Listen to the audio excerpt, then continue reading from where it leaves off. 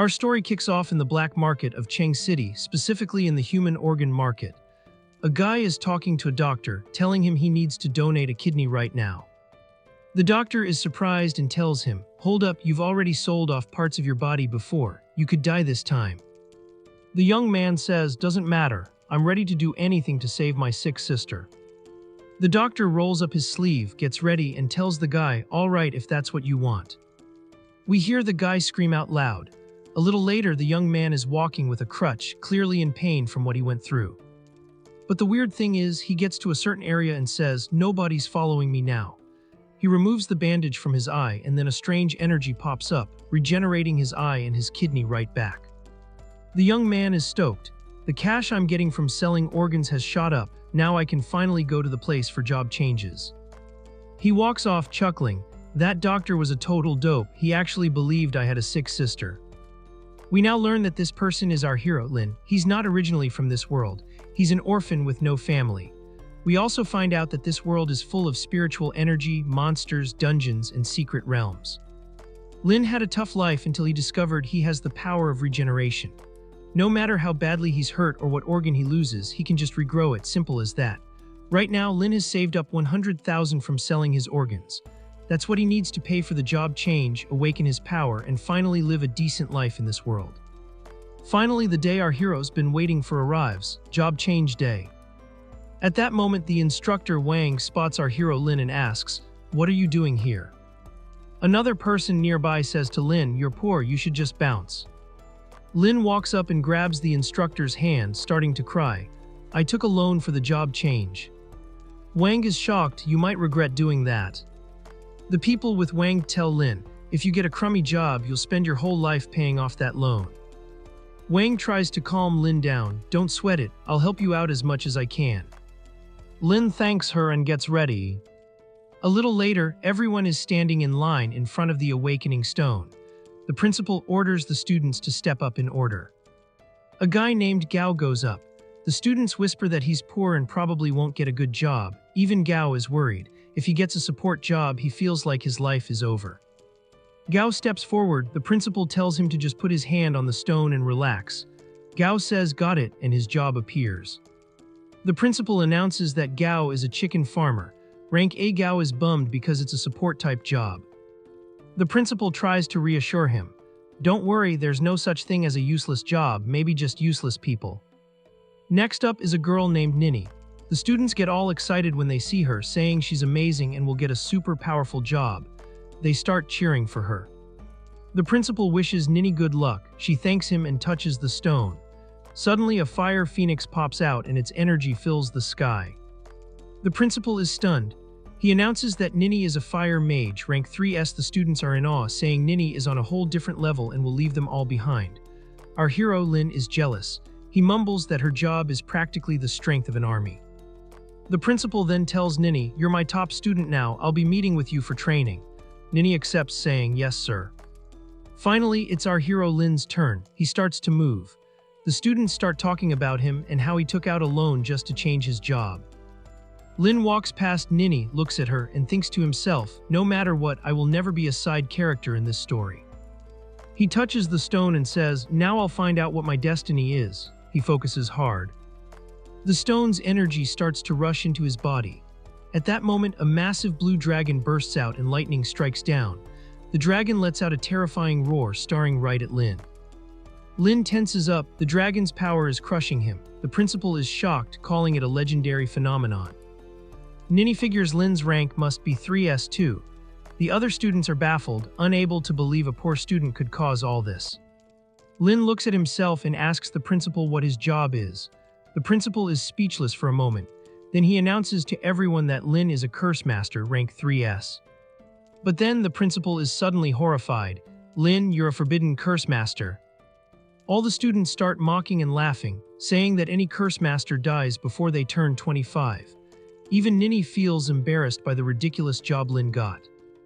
Lin hears all the negative talk and asks the principal if he'll really die as soon as he turns 25. The principal pats him on the shoulder, trying to comfort him. He advises Lin to just live life to the fullest until he reaches that age. Lin thanks the principal. "Don't worry, I'll live and I'll bring honor to our academy." The principal tells him, "You're a really good kid." He asks Lin to join Nini so he can train them both. Lin says, "Got it," and thanks him again. Inside, Lin is laughing to himself. He knows he won't die because his regeneration ability makes him immortal. Time passes. Lin decides to go rest because he's tired, but then he hears someone calling his name.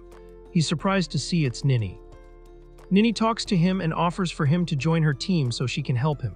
She explains that the more curses he uses, the faster he'll die. Lin refuses to join. Nini gets mad. "You're crazy, you must be looking for death." Lin doesn't pay much attention and walks away. Nini's the crazy one, it looks like.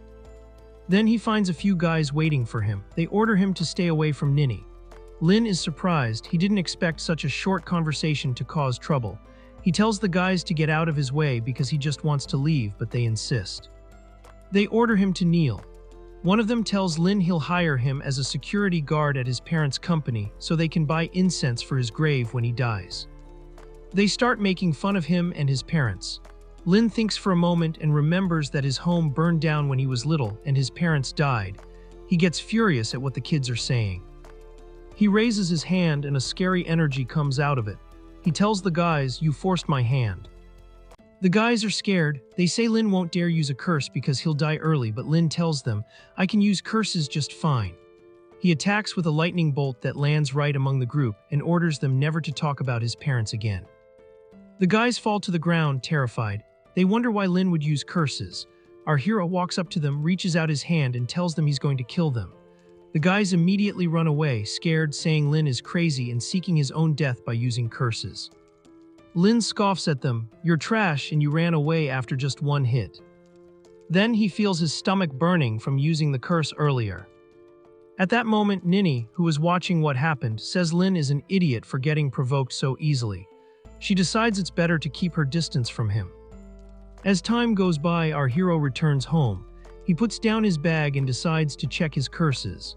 He discovers that to use each curse, he has to sacrifice a certain part of his body.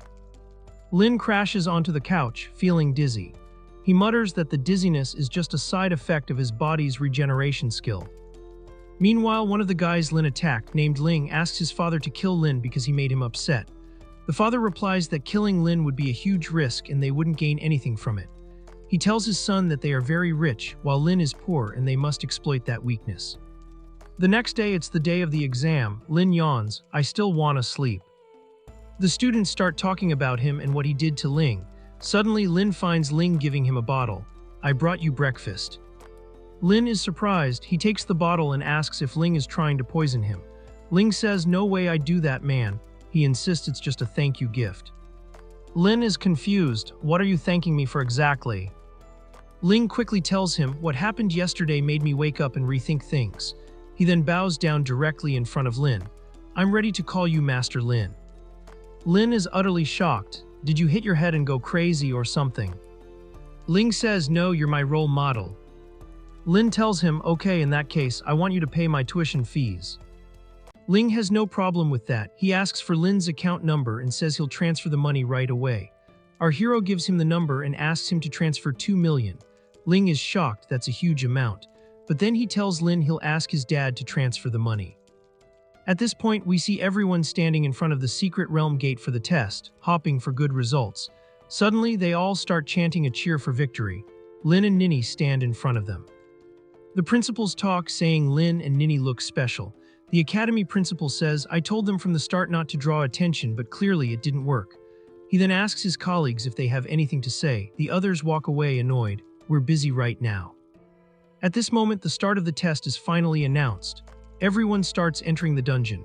Just like last time, Nini offers for Lin to join her, but Lin refuses again. Nini gets upset, calling Lin arrogant and saying his end is near. Lin enters and immediately transforms into a golden streak to move quickly. Then he returns to his normal shape and the test begins.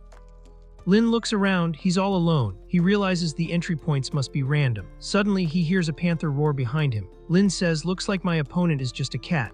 Then he uses his power and shoots lightning bolts from his hand. "This is probably a good chance for me to try out my forbidden curses." Within seconds, a lightning bolt hits the panther, and Lin gains 10 experience points for killing it. Lin is annoyed because the cost of using his curse is way higher than the experience he's getting in return. A little later, Lin is gathering a lot of monsters, running away from them. He's happy. He jumps and says, "Killing all these monsters will give me some good experience." Lin stops, turns around, and looks at the monsters. "I'm gonna try the curse I just learned on them." Immediately, he uses Destructive Rush. A terrifying halo in the shape of a skull forms behind Lin, followed by a terrifying energy explosion. Lin is amazed. This curse is scary. Even a level 10 monster couldn't survive that attack. After that, Lin himself starts rushing at high speed, slicing the monsters with his hand, turning them all into shreds. When he's done, Lin stops and finds he's aged a lot due to the effect of the cursed spell. He decides not to use the curse for more than a minute so people don't find out his secret of body regeneration. Thanks to his body, he immediately heals and returns to his normal age. At this moment, Lin sacrifices his arm again, cutting it off. Then he puts his good hand on the ground and a magic circle forms. The curse Rage of the Apocalypse activates. A lightning cloud appears in the sky, striking the ground. A huge number of monsters are hit and die from the electric shock. After the confrontation, Lin is surprised to find he's leveled up to level 3 and gets the curse Hell's Play. Time passes. Nini sees a completely burnt area in front of her. She's confused and wonders what happened here for this area to be burnt, and even the monsters' corpses are just ashes. Nini moves on and sees a flame burning on a tree. She figures it's the flame of hell and is surprised as she's supposed to be the only fire user here. Suddenly, Nini hears a strange sound next to her. She looks ahead and sees the remains of a fire attack from a distance. She feels that the power of the fire attack is similar to her own. Because of this, she decides to go check and see which hidden student it is.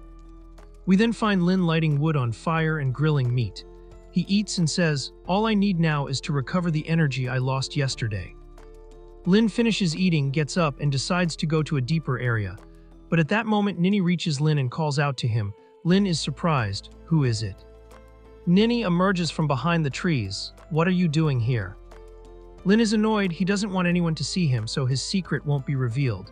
He tells Nini he was just grilling meat, nothing more. Nini says, "That's weird. Curse users usually can't hunt alone."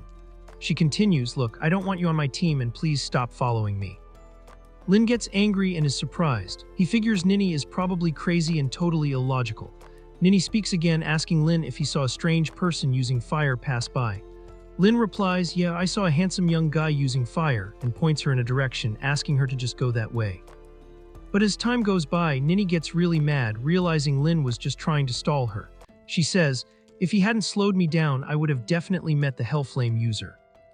At that moment, Nini hears a sound next to her. She looks and is shocked by the attack of a dragon beast at level 8 in front of her. Nini jumps quickly and dodges the attack. She's worried because she knows she can't defeat a level 8 monster no matter what. Nini looks around and asks about Lin. She figures he probably ran away because he's a coward. Nini immediately uses a massive number of fireballs trying to hit the monster, but the monster is completely unaffected. It attacks Nini, forcing her to flip quickly and save herself. Nini decides she must fight to the end without giving up. She launches a lot of fireballs in the area, but the monster spits out a huge amount of fire too. Nini is shocked. She gets severely injured and screams from what happened to her.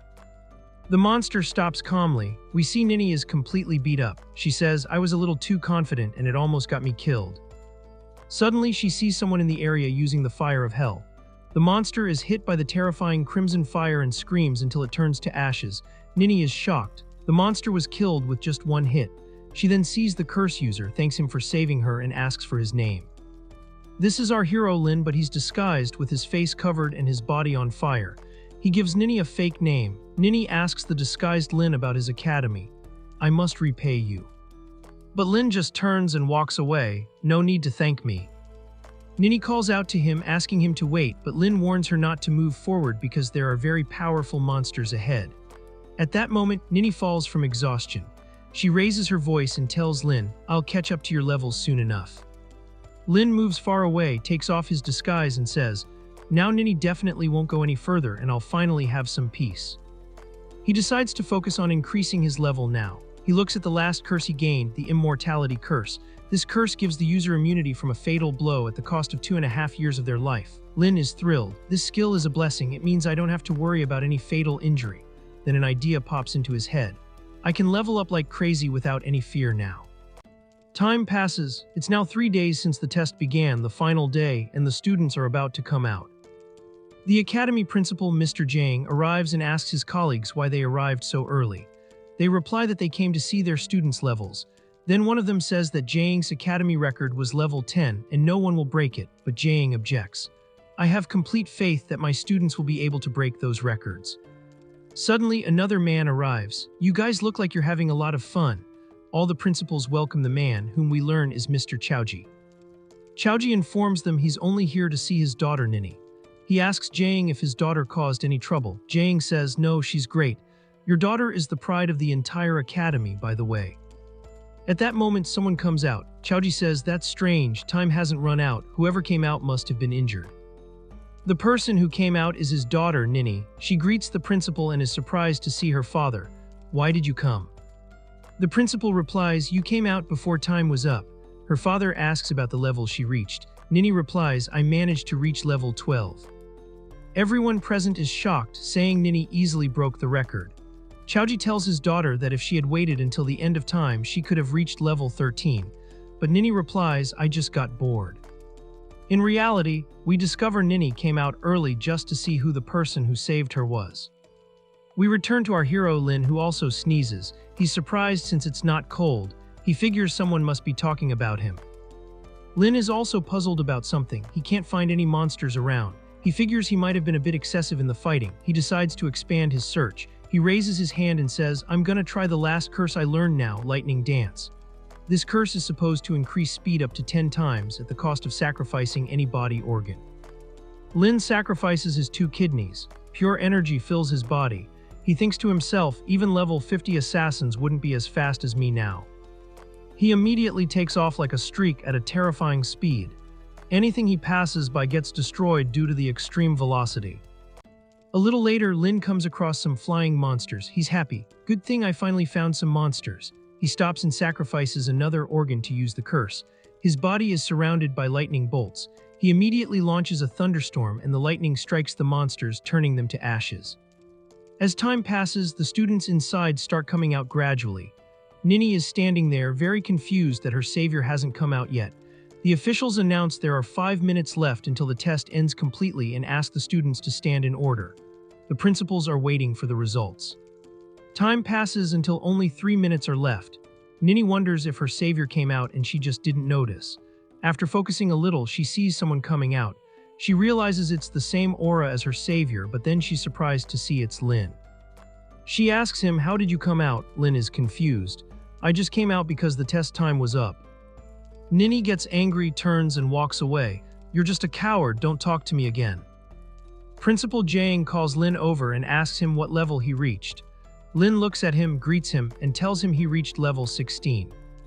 Everyone present goes nuts. No way that happened. The officials say Lin would need to kill at least 1200 level 10 monsters to reach that level. Jang walks up and pats Lin on the shoulder. You're truly the pride of the academy. Chaoji says Lin is amazing for what he did. But Nini sees Lin as nothing special, just a curse user who's quickly sacrificing his life. The principals are also confused. Why would Lin sacrifice his life just to break a record? A principal named Suo speaks up. Looks like Jang tricked you into sacrificing yourself for his academy. Jang gets angry and yells at Suo.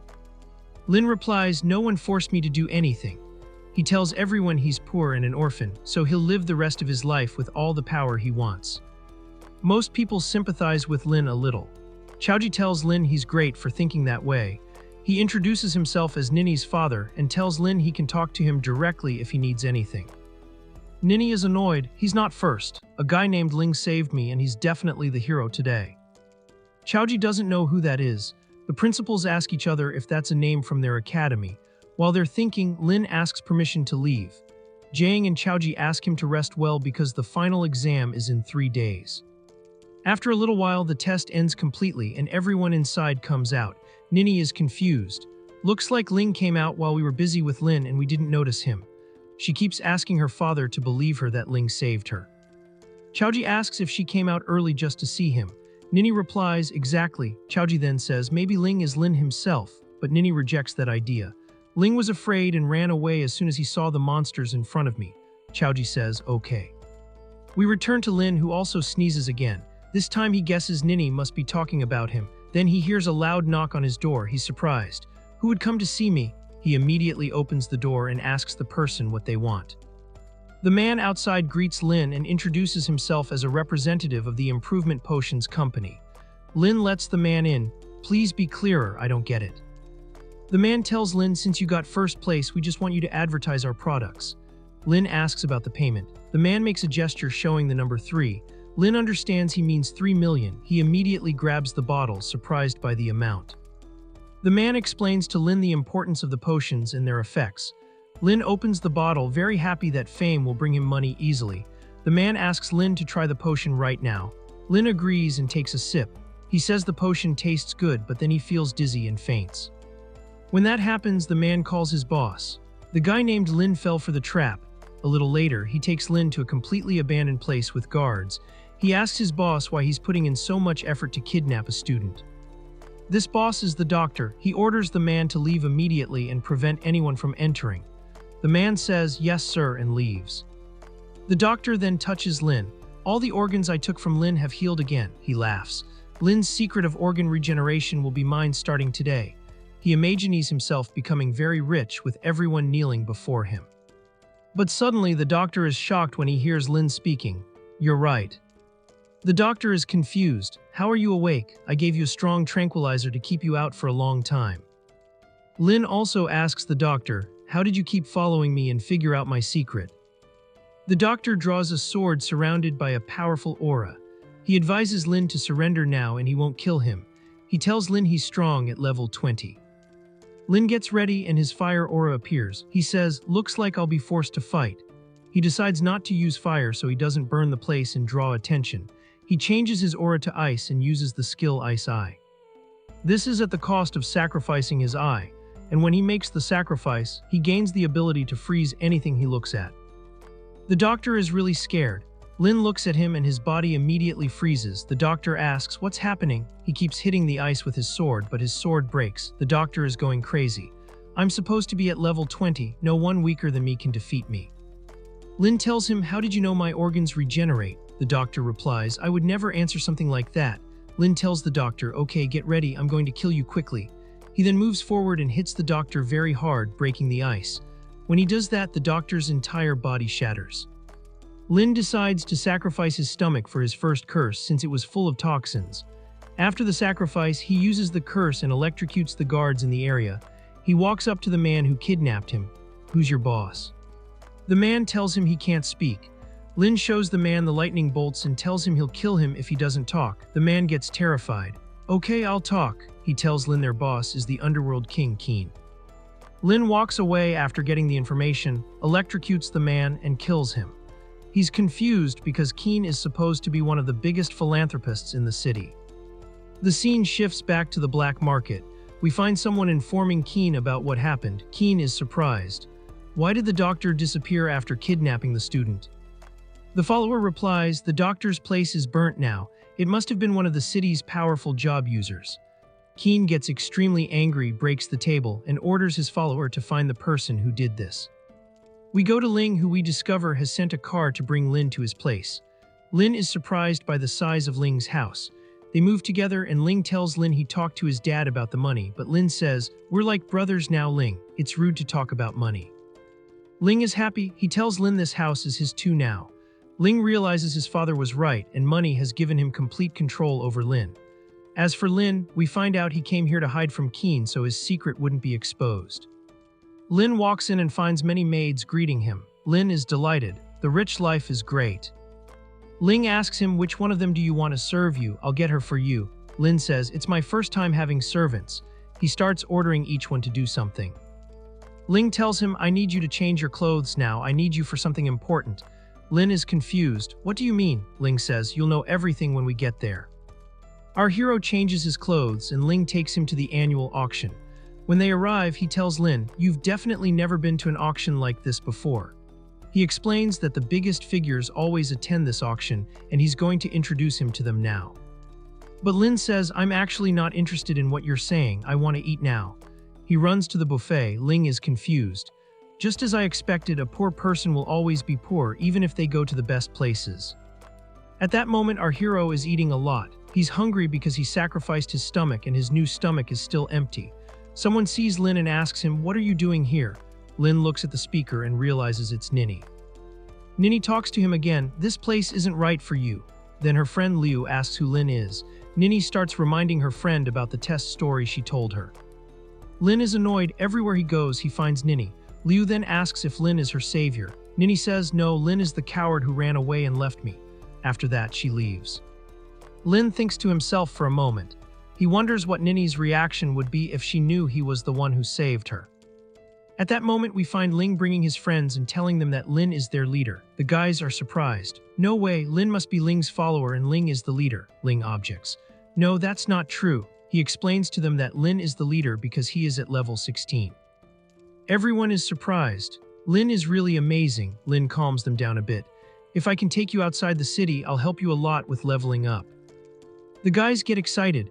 They ask if Lin can really help them, but unfortunately Ling tells them that the laws here prevent leaving the city until the final exam is over.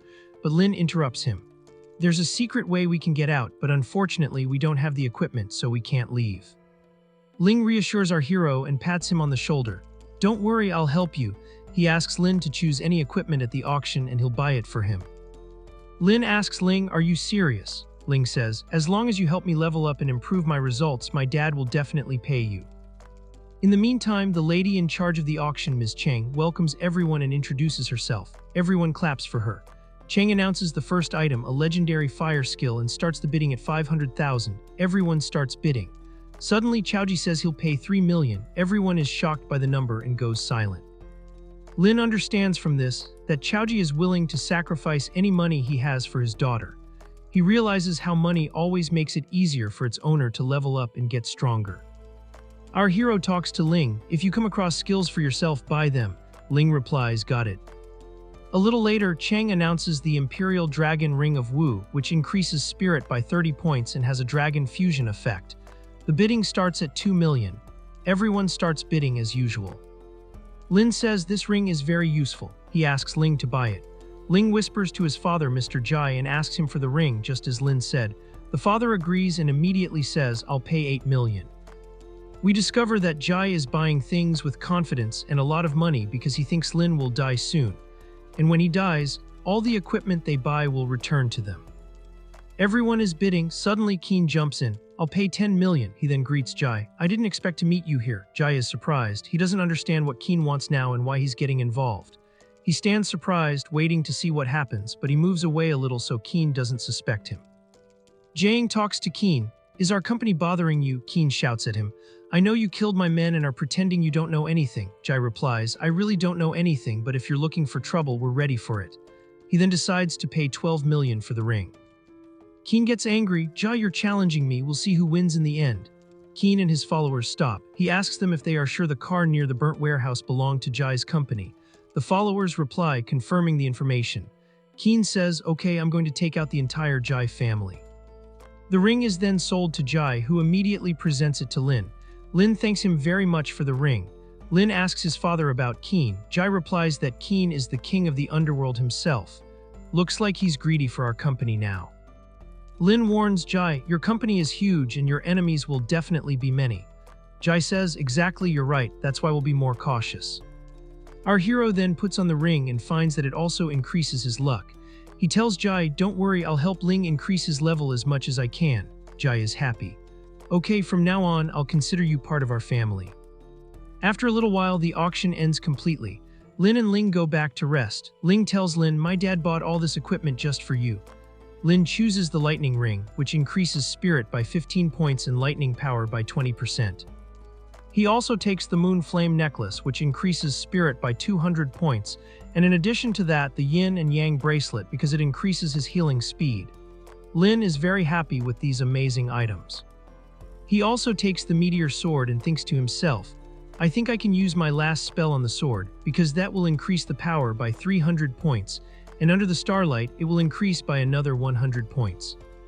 Lin sees that the sword spell is very suitable, as each strike increases the attack power by 99 times the previous attack. Of course, This will cost him the depletion of a full year of his life with every strike he makes. Let's go back to Nini.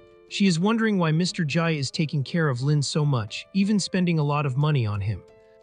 At that moment, the servant comes to her and tells her that Liu has arrived with a man. He also tells her she has information about the person who saved her. Nini gets up and asks the servant to have Liu and the man wait until she comes down. She immediately gets dressed and goes down to Liu, asking for the news. Liu replies, informing her that the detective Yan has a lot of information. Yan speaks up.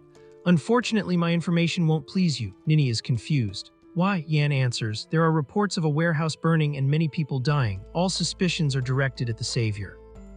Nini gets agitated. No way my savior is a killer, especially since he saved me. Liu tries to calm her down a bit. Yan tells her that someone matches the savior's description, and he explains that the savior and Lin are almost the same person because they have the same traits. Nini is very shocked. She assures Yan that this is impossible, because Lin is a coward who ran away in front of her. At that moment, Yan uses his eye ability, which is a lie detection power. He asks Nini if she is confident in what she said. Nini replies, I saw what happened with my own eyes. Lin couldn't possibly be the savior because he was a coward. Yan thanks Nini in the end and asks her to call him if she finds out anything. The lie detector shows that Nini is indeed telling the truth. Let's go back to our hero Lin, who is with Ling. He tells him he wants to try out the equipment they got. Ling reassures him. Okay, I'll take you now to the best place to test the equipment however you want. They go to a hall. A guard asks Ling if they will be training. Ling confirms. The guard then asks Lin for his level. Lin replies, telling her he is at level 16. The guard says, okay, I'll prepare a training room for level 20, but Lin objects. I want the training room to be a level 40 training room instead. The guard agrees and prepares it. Lin then enters the room. The number 40 appears on the room's screen, and a wooden dummy with the number 40 on it appears as well. Lin looks around and notices there are no cameras. He decides he can do whatever he wants. He quickly draws his sword, wanting to fuse the curses with his sword attack. He uses the rush curse. His speed increases greatly, and he slices the dummy's neck in seconds. He continues, using the life sword curse. The place fills with terrifying energy. As time passes, Lin wants to try even more curses. The sound of the attacks is loud in the place. Ling notices and says the test is getting close and Lin is training so he can get the highest results possible. The guard hears him. Looks like your friend Lin is amazing. Finally, Lin comes out. When he comes out, he asks the guard if he needs to pay for the damaged equipment inside. The guard replies, no, any losses are just a reflection of our preparation. Lin is happy. Okay, he asks Ling to leave. At that moment, the guard enters the room Lin was in and is shocked. The whole place is destroyed. It looks like a disaster happened inside. After that, we go to Mr. Jai's house where there are guards outside. Suddenly, one of the guards has his neck slit. He grabs it and screams. His colleague asks him what happened. At that moment, a hand appears from behind the guard. The guard feels it and is terrified. He starts screaming loudly. Jai notices all this. What exactly is going on here? A servant comes into Jai. He's badly injured. He asks Jai to run away quickly, but at the same moment, a sword pierces the servant's back and comes out of his stomach. The servant screams and falls dead immediately. The one who did this is Mr. Keen, who immediately greets Jai. Jai gets ready, pulls out a gun and points it at Keen, shouting at him, but Keen is faster. In a second, he cuts off both of Jai's arms. Jai screams from the pain. Then Keen puts his foot on his head. How dare you use a gun against an awakened person like me? Keen's follower comes in at that moment. We haven't found Ling or Lin yet. Keen walks away, curses his followers, and orders them to take Jai with them, but not to kill him. After some time, Lin and Ling return and are confused by the quietness. Ling asks, why are all the lights off? Suddenly, Lin stops. I smell blood in the area. He runs quickly, enters, and turns on the light. He and Ling are shocked to see a lot of dead bodies scattered on the floor. Lin shouts, warning Ling that there might be a mistake. Then he starts moving slowly and finds a piece of paper. He goes over to see it. Ling can't take it anymore and runs out, calling for his father. Lin takes the paper. Look, Ling. Ling comes to him. We see that it's written that Ling should go to the black market quickly because as time passes, they will start cutting off more parts of his father. Ling gets extremely angry. He tears up the paper. I have to kill Keen for what he did. Lin tries to calm him down. All this is because of me, so I'll try to solve everything by myself. But Ling refuses. I have to kill Keen myself for hurting my dad. Suddenly, Lin slaps Ling on the back of the head, making him pass out. He catches him. Don't worry, I'll bring Jai back safe. Lin puts Ling on the bed and immediately moves quickly. He thinks to himself, I need to show Keen the power of a curse master. The scene then moves to the black market itself, specifically a warehouse with 2 guards. Lin is moving very fast and stealthily over the buildings. Then he jumps down and stands behind a wall. He looks and sees a large number of villains, but luckily none of them can sense him at all. But 1 second later, Lin notices one of the guards looking at him. He is surprised they discovered him so quickly. Then all the gang members raise their guns at Lin. One of them speaks to him. How did you sneak in here in regular clothes when we're in the age of technology? Lin notices there are infrared cameras around, which must have been what detected him in the first place. The gang members tell him, don't be so surprised. We've been waiting for you for a while. Lin removes the cloth from his face and decides to storm the place directly. On the other side, the gang members start moving toward him. Suddenly, Lin uses rush and takes off immediately. The gang members curse Lin, but he doesn't care. He knows what he needs to sacrifice now and decides to sacrifice his kidney. One of them notices what's happening. Lin is not normal. He orders everyone to shoot immediately. Everyone starts shooting, and Lin, in return, keeps jumping and dodging the bullets at a terrifying speed. Then something like a tornado forms. Some of them are sucked into the tornado, and the rest are worried and scared. Suddenly, Lin comes out, grabs the faces of 2 of them, and decides not to let anyone here live so his secret won't be exposed. Lin continues running, burning the 2 behind him. I'm on my way to Keen now. But then he's surprised by wind blades coming at him. He jumps and dodges them. He notices the attack is from a wind user, at least at level 30.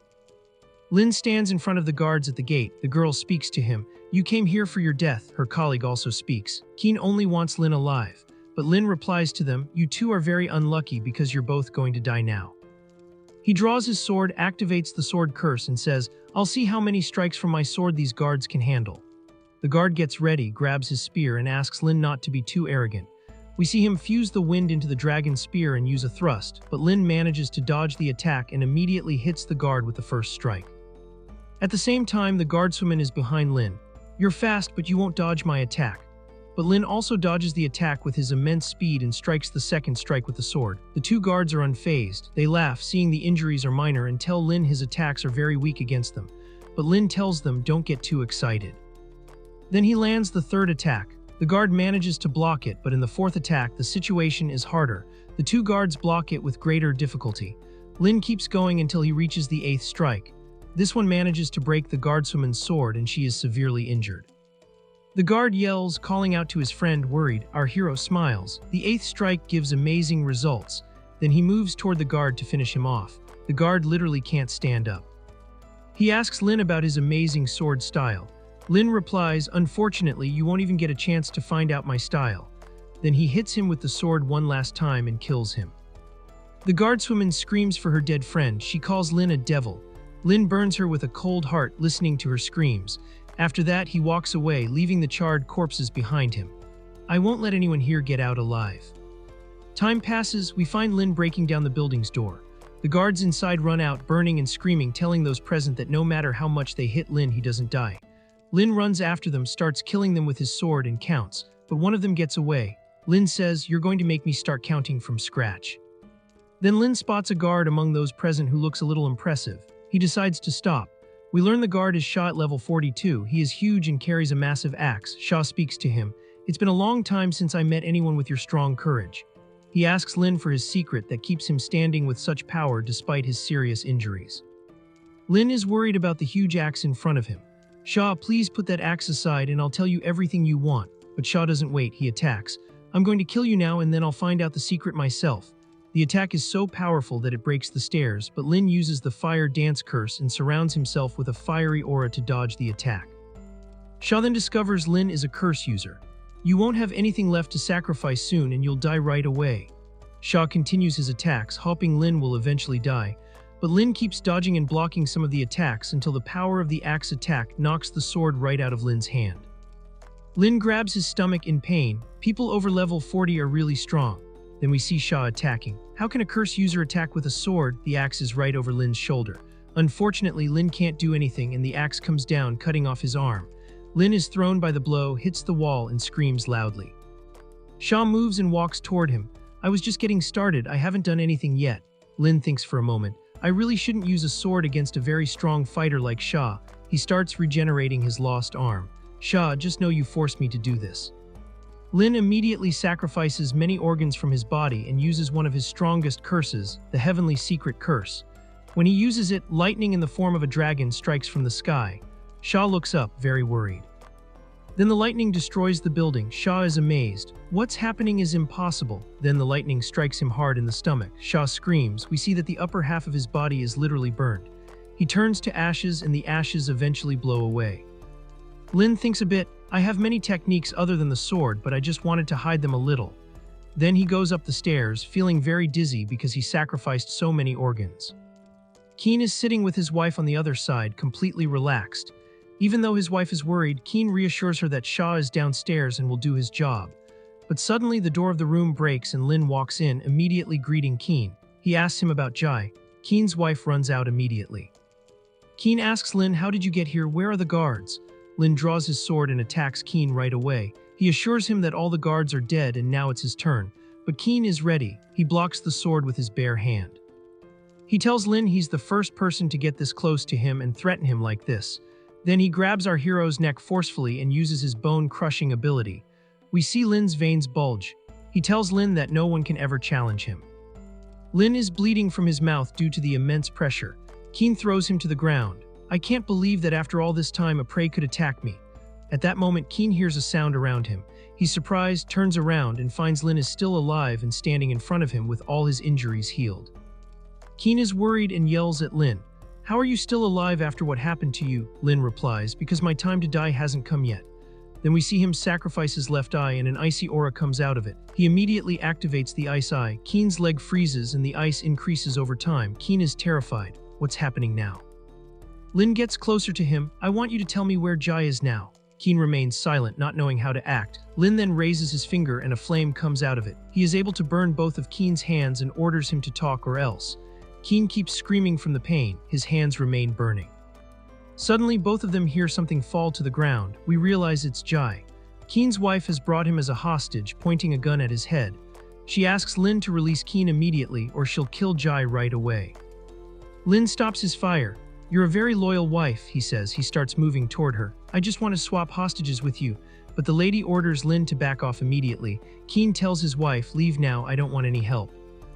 The lady shoots Lin more than once and orders him to back away. He is shot in the stomach and falls to the ground. The lady then runs toward Keen, calling out to him, but Keen tells her Lin is still alive and didn't die from her shots. At that moment, Lin gets up and stands. Keen's wife is very surprised and scared. Then Lin shoots an ice bullet from his finger, freezing the lady's hand. Keen yells at him. My wife has nothing to do with what's happening. She doesn't know anything and you must leave her alone. But at that moment, Lin immediately cuts off his neck with his sword. You're annoying me. Keen's body simply falls to the ground. Lin says this guy was making a lot of noise. He goes to grab Jai. Keen's wife speaks up. Are you going to kill me? Lin tells her, don't worry, I don't kill women. He picks up Jai and leaves. The lady stands there, shocked and silent. After that, Lin sets the entire building on fire. And here ends part 1. Tell me what you think in the comments, and if you want part 2, I won't be late. See you soon and peace out.